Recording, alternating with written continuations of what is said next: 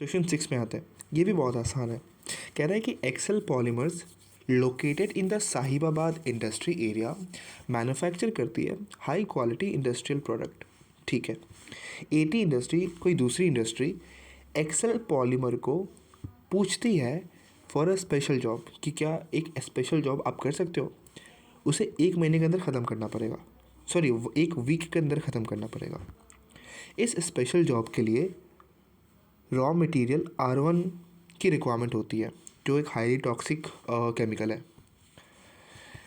Excel polymer के पास already R1 raw material पड़ा हुआ था, जो उसने 2 हफ्ते पहले ख़रीदा था 7,500 रुपये में। ठीक है, किसी कोई जॉब के लिए, कोई दूसरी जॉब के लिए जो ख़त्म भी हो चुकी है, तो ये एक्सेस में पड़ा हुआ है। R1 जो है करेंटली इन एक्सेस है, वही एक्सेस में पड़ा हुआ है। एंड एक्सेल पॉलीमर सोच रही है कि इसको डिस्पोज कर दे, have been planning to dispose the thing. Dispose करने से इसको कॉस्ट आएगा 1250, डिस्पोज करने की वजह से इसको 1250 का कॉस्ट आएगा। और अगर हम इसको रिप्लेस करते हैं तो 6,000 का कॉस्ट आएगा। ठीक है, स्पेशल जॉब में 250 घंटे G1 का लगेगा और 100 घंटे G2 का लगेगा। ठीक है, एक्सेल पॉलीमर जो है अपने एम्प्लॉयज़ को 630 और 336, 630 G1 को, 336 G2 को पे करती है हर 42 घंटे में, हर 42 घंटे में। तो 1 घंटे में कितना हुआ, 1 घंटे में कितना हुआ, 630 डिवाइडेड बाय 42, 15 रुपये। और यहाँ पे कितना हुआ, 336 डिवाइडेड बाय 42, ये हो गया 8 रुपये। तो 1 घंटे का 8 रुपये हो गया। कहता है एक्सेल पॉलीमर एंटिसिपेट करता है कि G1 के पास एक्सेस कैपेसिटी है 150 और G2 के पास एक्सेस कैपेसिटी है 200। मतलब इतना कह रहा है, सिंपल भाषा में इतना कह रहा है कि G1 के पास उसके पास 150 घंटे ही है काम करने के लिए। G1 के पास 150 घंटे ही है काम करने के लिए और G2 के पास 200 घंटे हैं काम करने के लिए।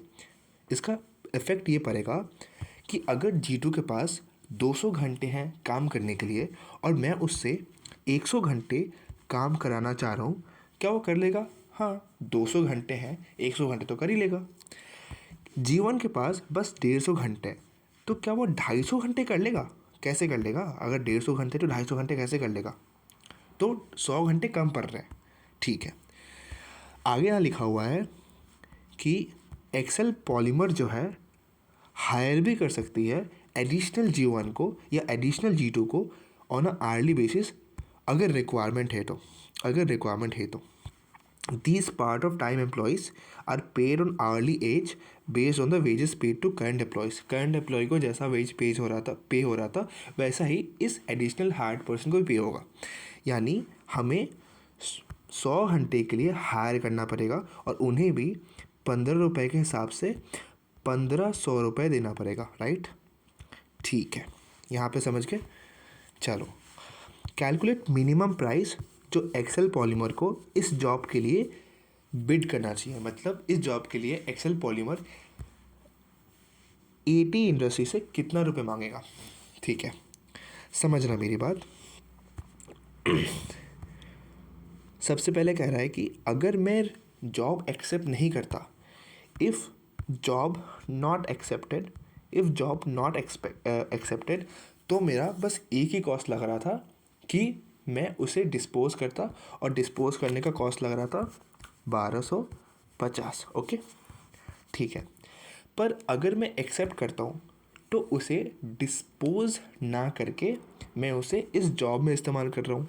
ठीक है, अब इस जॉब में इस्तेमाल करने के लिए क्या क्या कॉस्ट लग रहा है मैं वो देखता हूँ। जॉब में इस्तेमाल करने के लिए ये मैंने ले लिया, इसका कोई रेलेवेंस नहीं है, मैं बताऊँगा क्यों रेलेवेंस नहीं है। और क्या क्या कॉस्ट लग रहा है? एडिशनल कॉस्ट 100 घंटे, ये एडिशनल कॉस्ट नहीं है। वो 200 घंटे, देखो मैं यहाँ पे इस 100 घंटे का कॉस्ट नहीं लूँगा। क्यों? 200 घंटे वो एक स्पेशल जॉब है, वो एक स्पेशल जॉब है। 200 घंटे कंपनी में G2 के लिए ऑलरेडी था, वो ऑलरेडी पे कर रहा होता। अगर ये स्पेशल जॉब ना भी लेता, अगर ये स्पेशल जॉब ना भी लेता, तब भी वो G2 को 200 घंटे का पे करता। अगर उसने स्पेशल जॉब ले लिया तो कोई एक्स्ट्रा कॉस्ट नहीं हो रहा, कोई एक्स्ट्रा कॉस्ट यहाँ पे नहीं हो रहा, समझ रहे हो। लेकिन जीवन में बस 150 घंटे था और 250 घंटे काम कराना था। तो अगर ये ऑर्डर एक्सेप्ट नहीं करता तो जीवन से बस 150 घंटे काम कराता, पर इसने ये स्पेशल ऑर्डर लिया तो जीवन से 250 घंटे काम करा रहा है, यानी 100 घंटे काम ज़्यादा करा रहा है। तो इसके लिए 100 घंटे के लिए एडिशनल हायरिंग हो रही है, तो ये एक एडिशनल कॉस्ट है। कितना कॉस्ट पड़ रहा है? 1500। ठीक है, तो अगर जॉब लेता है तो मेरा कॉस्ट पड़ रहा है 1500। ठीक है, तो अगर मैं जॉब नहीं लेता तो 1250 का कॉस्ट पड़ रहा था, अगर जॉब लेता हूँ 1500 का कॉस्ट पड़ रहा है, यानी एक्स्ट्रा कॉस्ट कितना पड़ रहा है? 250 का, राइट। अब मेरी बात समझना, मिनिमम प्राइस में कितना चार्ज करूँ एक्सेल 80 लिमिटेड से? तो देखो, अगर मैं उससे 250 रुपये रिकवर कर लेता हूँ तो मेरा जॉब लेने का कॉस्ट 1250 हो जाएगा और जॉब ना लेने का कॉस्ट भी 1250 हो जाएगा। ठीक है, यानी सॉरी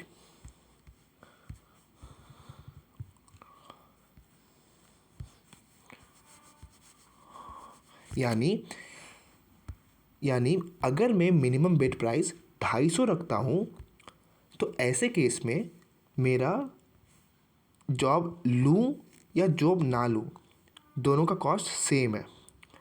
तो इस केस में अगर 250 में रिकवर कर रहा हूँ, इस केस में मेरा प्रॉफिट भी ज़ीरो है, लॉस भी ज़ीरो है, मैं इक्वल पे हूँ। तो इसीलिए मेरा मिनिमम बिड प्राइस 250 होना चाहिए, बस यही आंसर है।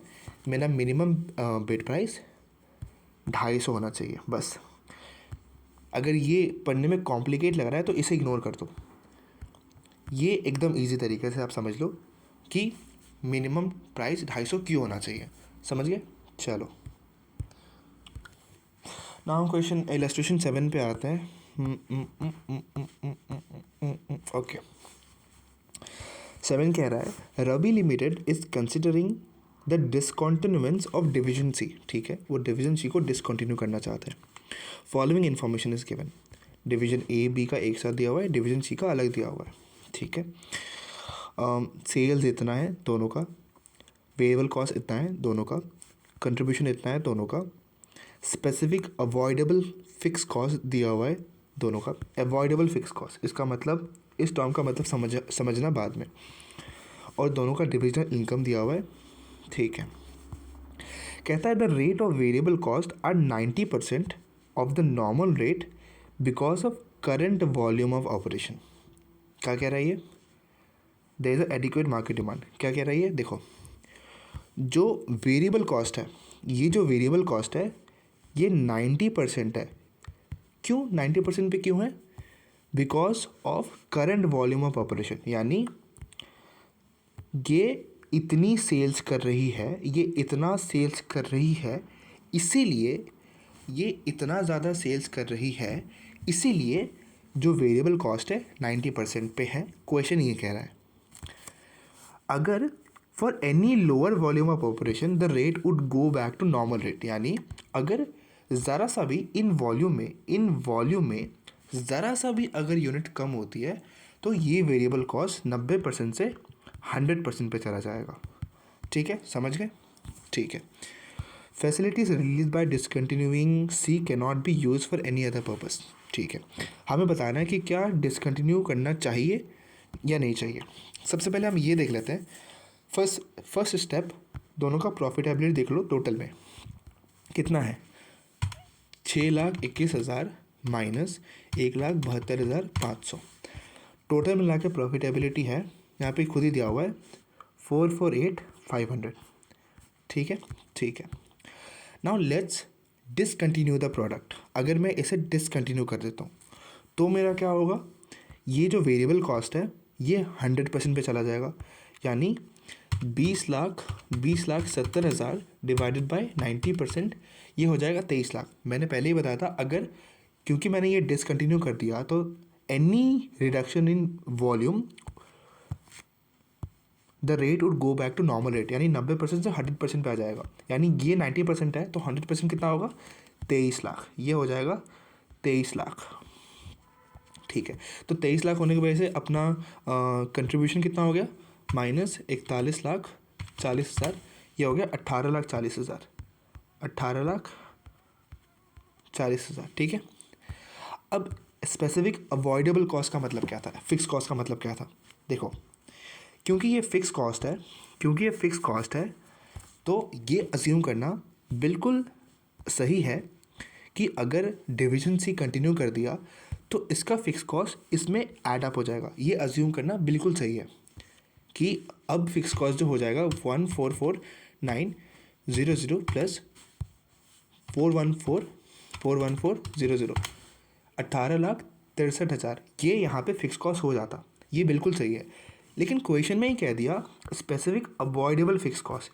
इसका मतलब ये है कि अगर मैं डिवीजन सी डिसकंटिन्यू करता हूँ तो ये फिक्स कॉस्ट भी ख़त्म हो जाएगा। दिस कैन बी अवॉइडेड, इसका सीधा मतलब ये है, यानी ये फिक्स कॉस्ट चेंज नहीं होने वाला,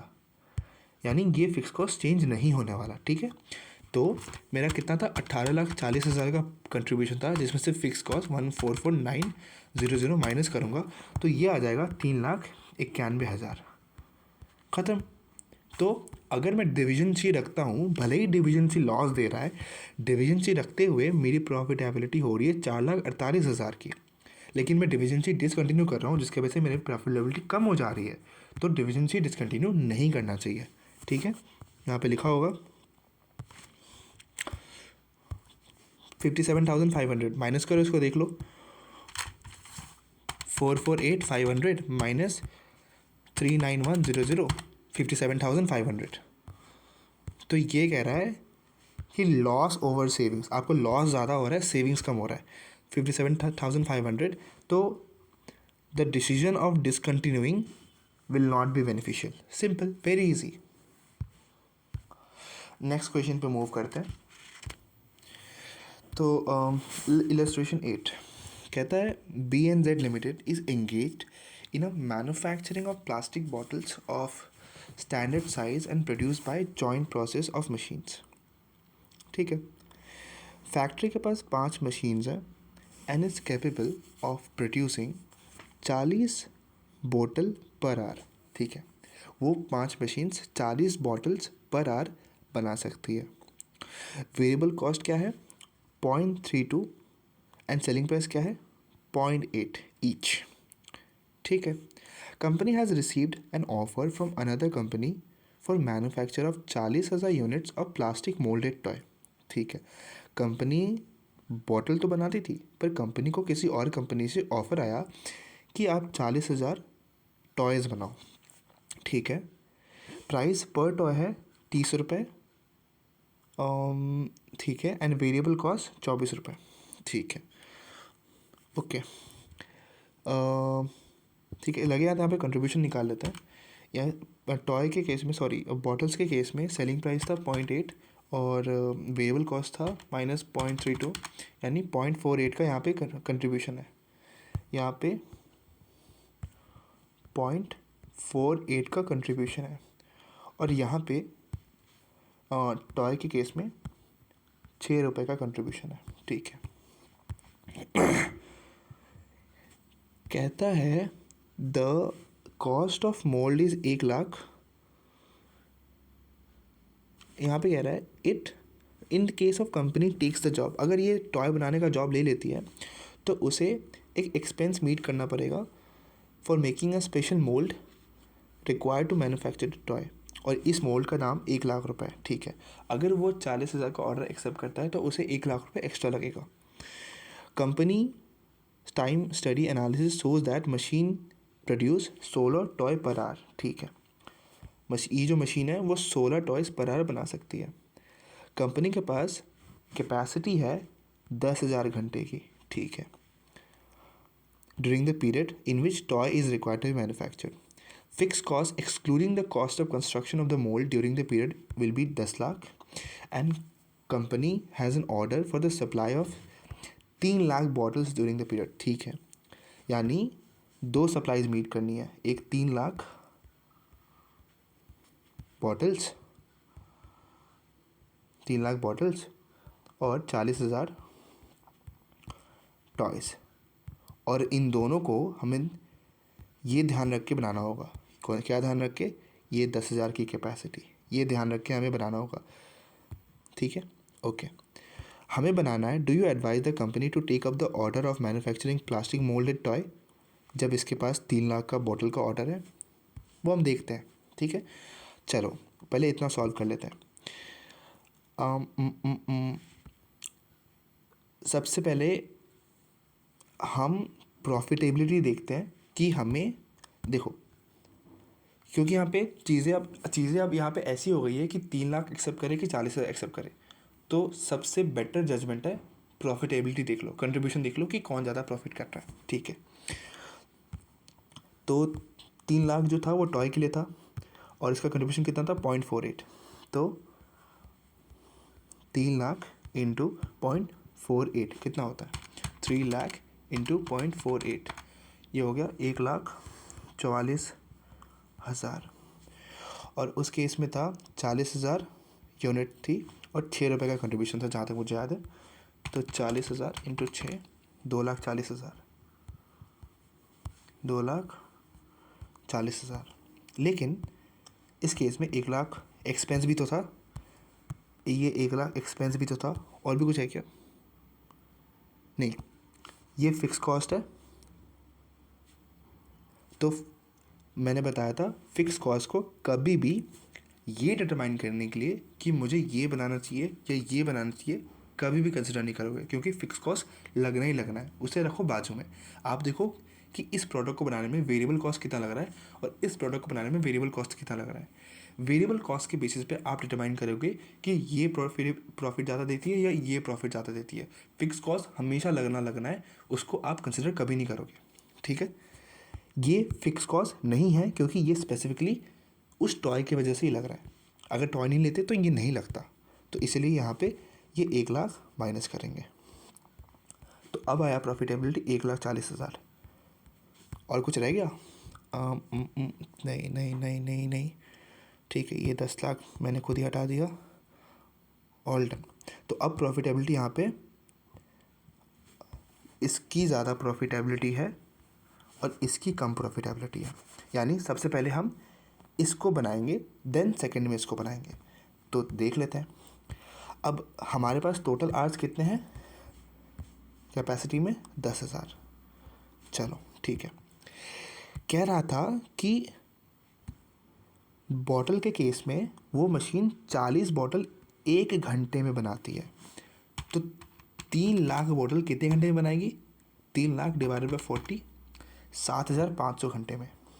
यानी 7,500 घंटे यूज़ करके मेरा 3 लाख का डिमांड फुलफिल हो गया। तो मैंने 3 लाख बना लिया।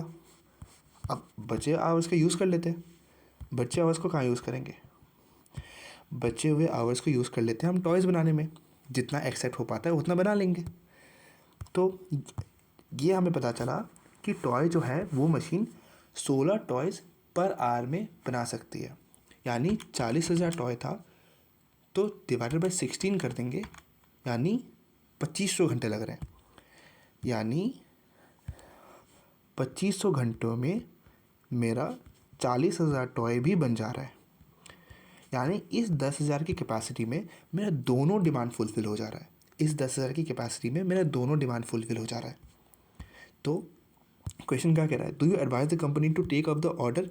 बिल्कुल, आपके पास सफिशिएंट टाइम भी है और आप दोनों ऑर्डर टू द फुल आप फुलफिल कर पा रहे हो, मीट कर पा रहे हो।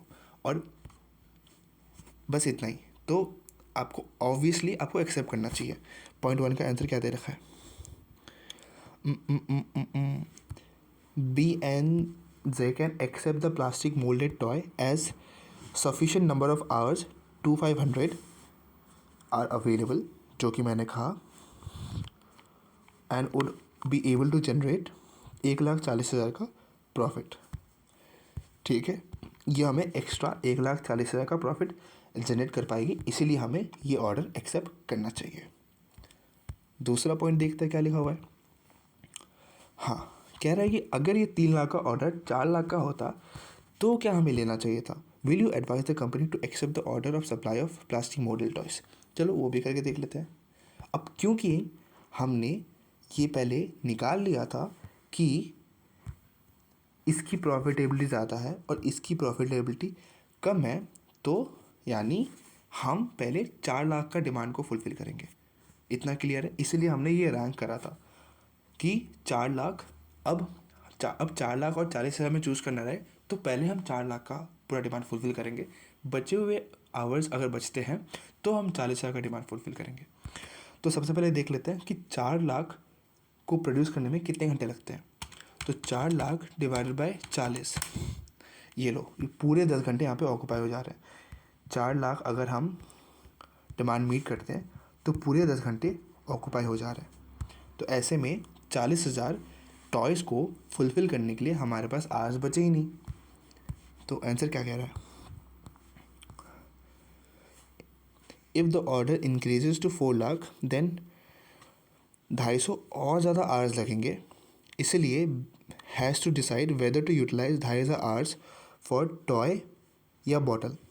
तो यहाँ पे इन्होंने प्रॉफिटेबिलिटी कैलकुलेट नहीं कर रहा है, पर इन्होंने लास्ट में क्या लिखा है,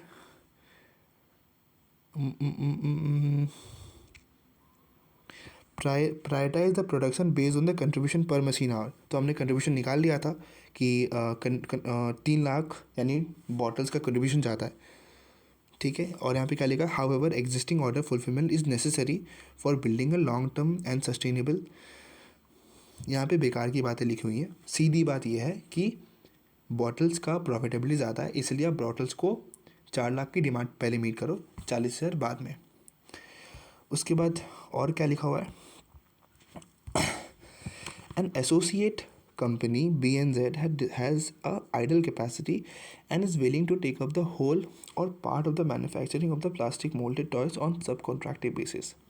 The subcontracting price inclusive of cost of construction mold is 28 per toy. Determine the minimum expected excess machine hour capacity needed to justify the producing any portion of the toy order by company itself rather than subcontracting. मतलब simple भाषा में ये कह रहा है, ये 4 लाख यानी 0.2 का ये कॉन्टिन्यूएंस वाला पॉइंट है। कह रहा है कि आपने पूरा 4 लाख ऑर्डर फुलफ़िल करने के लिए पूरा 10,000 घंटा आपने अपना ख़त्म कर दिया। आपके पास कोई भी आइडल टाइम नहीं बचा कि आप और एक्स्ट्रा चीज़ें प्रोड्यूस कर पाओ, यानी आप 40,000 का वो टॉयज़ का डिमांड मीट कर पाओ। तो ऐसे में BNZ का ही अपने कंपनी का कोई एक एसोसिएट कंपनी है जिसके पास एक्स्ट्रा आइडल टाइम बचा हुआ है, तो वो कहती है कि लाओ जो 40,000 है वो मैं प्रोड्यूस कर देता हूँ, वो मैं बना देता हूँ, आप मत बनाओ। आपके पास सारा अगर ऑक्यूपाई हो गया तो लाओ मैं बना देता हूँ, लेकिन इसके लिए मैं 28 रुपये आपसे लूँगा, इसके लिए मैं आपसे 28 रुपये लूँगा। ठीक है, उसके बाद कहता है डिटरमाइन करो, ये मैं आपको सॉल्यूशन करते समय बताता हूँ कि इसका मीनिंग क्या है। ठीक है, अब चलो मैं बता ही देता हूँ। यहाँ पे कह रहा है डिटरमाइन करो minimum expected excess machine hour capacity needed to justify the producing any portion of the toy. इसका फॉर्मूला ये है, change in fix cost divided by change in per unit, change in per unit. तो हमारा fix cost कितना था, इस mould को, इस टॉय को प्रोड्यूस करने के लिए हमारा फिक्स कॉस्ट लग रहा था 1 लाख रुपये। तो अगर हम सब कॉन्ट्रैक्ट करते हैं तो क्या 1 लाख रुपये लग रहा है, क्या और कोई कॉस्ट लग रहा है, नहीं लग रहा है, यानी 1 लाख का 1 लाख ही है, तो ये 1 लाख का 1 लाख ही रहेगा। लेकिन जो हमारा पहले कितना रुपये लग रहा था, हमारा पहले 1 सेकेंड, हमारा पहले पर यूनिट कितना लग रहा था, कॉस्ट हमारा कितना था, 1 लाख डिवाइडेड बाय 40,000।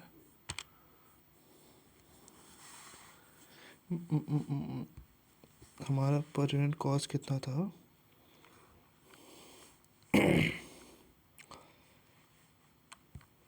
ये रहा हमारा पर यूनिट कॉस्ट कितना था वेरिएबल 24, और वो हमसे कितना मांग रही है 28, यानी 28 माइनस 24 इज इक्वल टू 4, तो ये हो गया 25,000 यूनिट्स, 25,000 यूनिट्स।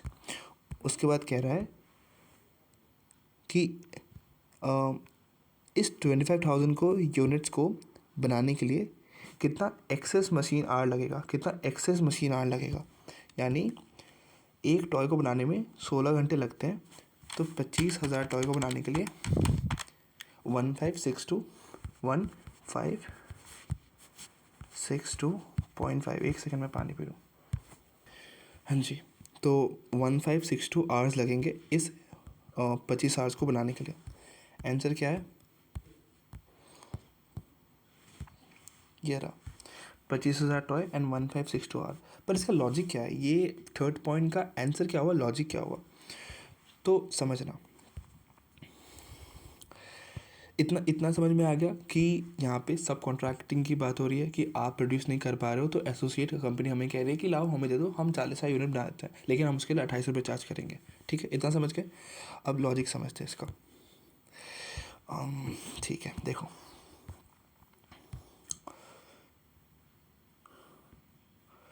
24 रुपये और 28 रुपये, एक्स्ट्रा कितना चार्ज हो रहा है, 4 रुपये।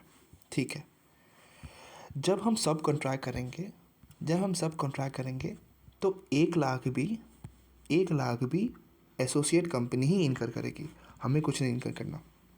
ठीक है, ओके। अगर हम सब कॉन्ट्रैक्ट नहीं कर रहे थे तो यहाँ पे 1 लाख हम इनकर कर रहे थे। ओके, स्टेप बाय स्टेप समझना। अब इसको बाइफर्केट करें तो यहाँ पे बस 24 रुपये है, लेकिन क्या मैं इसको इस तरह प्रेजेंट कर सकता हूँ कि ये 24 का 24 रुपये ले रहे हैं, लेकिन ये 1 लाख रुपये हमें कितने हज़ार यूनिट्स थे, 1 लाख डिवाइडेड बाय 40,000 यूनिट्स, यानी नहीं, हाँ 1 लाख डिवाइडेड बाय 40,000 यूनिट्स, 2.5 लगना चाहिए था, पर ये हमसे 4 रुपये एक्स्ट्रा ले रहे हैं 28 रुपये करने के लिए, और ये 24 रुपये करने के लिए। ठीक है, ये हमसे 4 रुपये एक्स्ट्रा ले रहे हैं, तो मैं क्या ये कह सकता हूँ, जो 1 लाख रुपये के लिए मुझे 2.5 रुपये लगना चाहिए थे, जस्ट बिकॉज आई एम सब कॉन्ट्रैक्टिंग इट, वो मुझे 4 रुपये लग रहा है, राइट। ओके, इतना मतलब समझ रहे हो आप। अगर मैं 1 लाख रुपये, अगर मैं ये खुद से प्रोड्यूस करता, अगर मेरे पास सफिशिएंट आवर्स होते हैं और मैं खुद से प्रोड्यूस करता, तो 1 लाख का पर यूनिट मुझे 2.5 रुपये लगता। क्योंकि मैं सब कॉन्ट्रैक्ट कर रहा हूँ, तो वही 1 लाख का एक तरह से कहो तो वो 4 रुपये लग रहे हैं। ठीक है, 4 रुपये लग रहे हैं। तो क्वेश्चन में यहाँ पे पूछ रहा है, वो जो 25,000 यूनिट्स निकला था, इसका मतलब क्या है मैं बताता हूँ। तो यहाँ पे मैं ये कहना चाह रहा हूँ कि 1 लाख को अगर मैं डिवाइडेड बाय इसको 4 से करूँ तो मेरा कितना आएगा, 25,000 यूनिट्स। तो मैं कह रहा हूँ क्यों ना 25,000 यूनिट्स तक, सिर्फ 25,000 यूनिट्स हम अपने कंपनी में ही बना लेते हैं। क्यों ना 25,000 यूनिट्स हम अपने कंपनी में ही बना लेते हैं, जिसकी वजह से हमारा जो फिक्स कॉस्ट का पर यूनिट रहेगा वो 2.5 रुपये रहेगा, ना कि 4 रुपये। हम एक्स्ट्रा कॉस्ट बचा रहे हैं। ठीक है, समझ रहे हो। अब वापस बताता हूँ, क्यों ना हम 25,000 यूनिट्स को अपने कंपनी में ही बना लेते हैं, जिसके वजह से ये 1 लाख रुपये 4 रुपये नहीं, 1 लाख रुपये जो महंगा पड़ रहा था वो सस्ता पड़ जाएगा। रिमेनिंग जो 15,000 यूनिट्स है उसको हम सब कॉन्ट्रैक्ट कर देंगे, लेकिन हम बोलेंगे कि हमने ऑलरेडी फिक्स कॉस्ट इनकर कर लिया है, आप इनकर मत करना।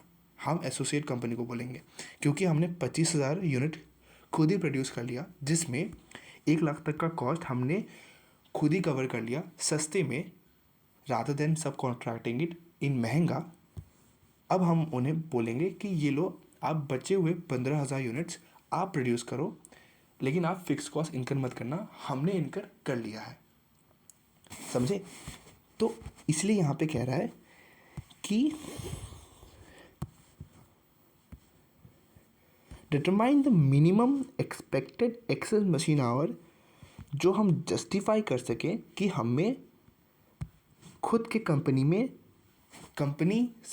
द्वारा खुद से प्रोड्यूस किया जाना चाहिए। मतलब क्या मैं ये जस्टिफाई कर पा रहा हूँ कि 25,000 यूनिट्स कंपनी को खुद से प्रोड्यूस करना चाहिए? क्या मैं ये जस्टिफाई कर पा रहा हूँ कि 25,000 यूनिट्स कंपनी को खुद प्रोड्यूस करना चाहिए? हाँ।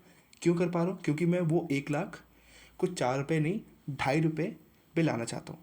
ठीक है? तो अगर मैं इसको फर्दर मैं एक्सटेंड करता हूँ, अगर मैं जस्टिफाई कर पा रहा हूँ तो इसको बनाने के लिए कितना आवर्स लगेंगे? सिंपल, 25,000 और एक टॉय को बनाने में 16 टॉयज़ बनाने में 1 आवर लग रहे थे, यानी 25,000 टॉय बनाने में 1,500 आवर्स लगेंगे। दैट्स इट, ख़त्म। यहाँ पे ख़त्म हो गया आंसर। तो मेन प्रॉब्लम यहाँ पे 25,000 वाला ही था कि 25,000 का लॉजिक क्या है। हमने फॉर्मूला में तो कर दिया चेंज इन फिक्स कॉस्ट और change in per unit. Logic क्या है? ये रही लॉजिक कि हम 1,00,000 हम इतना यूनिट्स खुद बना लेते हैं कि हमारा जो फिक्स कॉस्ट महंगा पड़ रहा था वो सस्ता पड़ जाए। इसीलिए मैं कंपनी को जस्टिफाई कर पा रहा हूँ कि 25,000 यूनिट्स आप खुद ही क्यों नहीं बना लेते कि आपका 1,00,000 का जो कॉस्ट है वो महंगा नहीं सस्ता पड़ जाएगा।